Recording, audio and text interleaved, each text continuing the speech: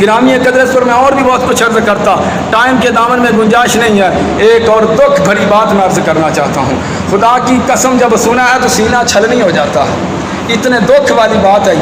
یہ جو ایسی وبائیں ہم پر کیوں نہ مسلط ہوں، تکلیفیں ہمیں کیوں نہ آئیں،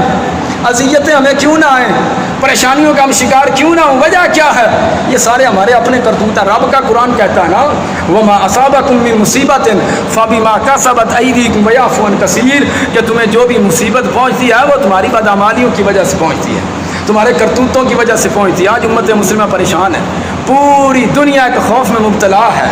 کیوں نہ مبتلا ہو، ہمارے اپنے کرتوت ہیں۔ خدا کی قسم مجھے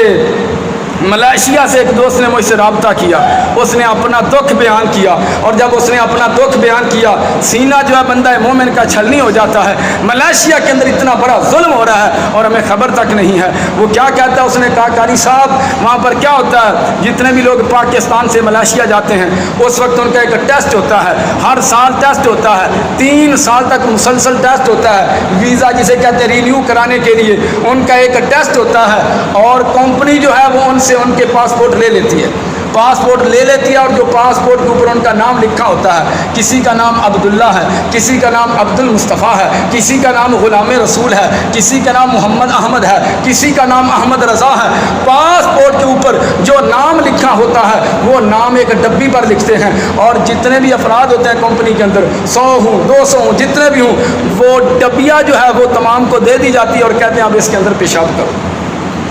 اور وہ پیشاب کرتے ہیں۔ حضور کا کلمہ پڑھنے والے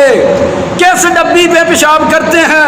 جہاں رب کا نام بھی لکھا ہوتا ہے، رب کے رسول کا نام بھی لکھا ہوتا ہے۔ مسلمان کو مر نہیں جانا چاہیے کہ جس حضور کا میں نے کلمہ پڑھا ہے اوپر اس کا نام لکھا ہوا ہے، جس رب کو میں ماننے والا ہوں، جس کی توحید کا میں قائل ہوں، میرے رب کا نام اس ڈبی پر لکھا ہوا اور میں اس میں پیشاب کر رہا ہوں۔ تو کہتے ہیں ہم اس کے اندر پیشاب کرتے ہیں، وہ ڈبیا پھر کمپنی کو بھیجتے ہیں، پھر ہمارا پیشاب ٹیسٹ ہوتا ہے، میڈیکل ہوتا ہے۔ وہ کہتا ہم نے پاکستانی امبیسی سے بھی رابطہ کیا، اپنا درد ان کو بھی بیان کیا کہ ہمارے ساتھ یہ ظلم ہو رہا ہے، آواز اٹھانے والا کوئی نہیں، آواز اٹھائے تو ایک مولوی اٹھائے۔ امبیسی والوں نے کیا کہا، وہ بھی آگے سے یہی کہنے لگے بھائی یہ ہمارا کام نہیں ہے۔ پاکستانی امبیسی تھی، کہنے لگا یہ ہمارا کام نہیں، آپ علماء سے رجوع کریں، مولویوں سے رجوع کریں۔ آج چینل پر بیٹھے ہوئے مولویوں کو کوستے ہیں، یہ مولوی حق کی بات کیوں کرتا ہے، اس گئے گزرے دور میں حق کا علم کیوں بلند کرتا ہے؟ اور مجھے بتاؤ تو صحیح، مسلمان جس کے سینے میں عشق مصطفیٰ موجود ہو، حضور کا نام ڈبی پر لکھا ہوا ہے اور اس پر وہ پیشاب کر رہا ہے، یہ کیسے ہو سکتا ہے؟ اور جس رزق کے لیے تو نبی پاک علیہ الصلوۃ والسلام کا نام ڈبی کے اوپر لکھا ہوا ہے، رزق کمانے کے لیے اس ڈبی میں پیشاب کر رہا ہے، مجھے بتا تو صحیح اس رزق کا فائدہ کیا ہے؟ اتنی بڑی دلیری گناہ پر دیکھ رہے ہیں، اوپر نبی پاک کا نام لکھا ہوا ہے، حضور کا نام لکھا ہوا ہے، رب کا نام لکھا ہوا، پھر بھی پیشاب کیا جا رہا ہے۔ حضرت بشر حافی کو کون نہیں جانتا؟ ہر کوئی جانتا ہے، بہت بڑے وہ کیا تھے، شرابی کبابی تھے نا، کوئی جاننے والا نہ تھا، شراب کھانے کا اڈا تھا، ان کو اتنا بڑا مقام کیوں مل گیا؟ یہی وجہ تھی، شراب کے نشے میں دھوتے تھے، جا رہے تھے، راستے میں دیکھا ایک ٹکڑا ملا جس پہ اللہ کا نام لکھا ہوا تھا، بسم اللہ لکھی ہوئی تھی، رب کا نام لکھا ہوا تھا، اٹھایا اور بلند جگہ پر رکھ دیا۔ بس یہی کام کیا، اللہ نے ایسے مقام سے نوازا کہ آج کے ان لمحات میں حضرت بشر حافی جو شرابی تھے، کبابی تھے، ساری زندگی گناہوں میں لتڑی ہوئی تھی، فحاشی تھی، بدکاری تھی، سب کچھ تھا،